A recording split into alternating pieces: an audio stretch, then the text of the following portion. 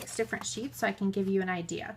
Let's say with this one, the first thing I want to do is add stamps. I'm going to take my stamp, and that's just one ingredient in a recipe, right? Just one ingredient. You can be very thoughtful about where you put your stamps, or you can be like me and not really care and put them haphazardly because you want to embrace and invite happy accidents. So I might decide that as far as background layers go, this is it. I just want to add one element from this recipe section. So I've done my base in either spray inks or acrylic, and now I'm just going to add one thing. I'm going to add a stamp. A lot of cards just look like this. There are a number of cards that you'll see, that you'll receive, that are literally just a mixed media background like this, and maybe a stamp. Okay, and they all come out looking different. Another element that you could add to your paper is stencils.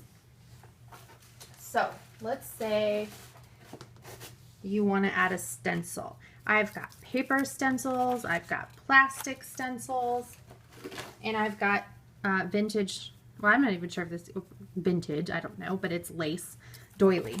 So you've got all kinds of things that you can use a stencil. You can even make your own stencil. So let's say I want to add a stencil, and I'm going to spray over it.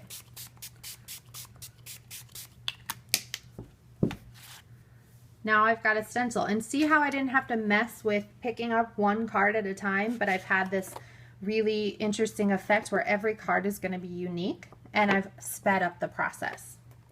Another thing I might want to add, mark making materials.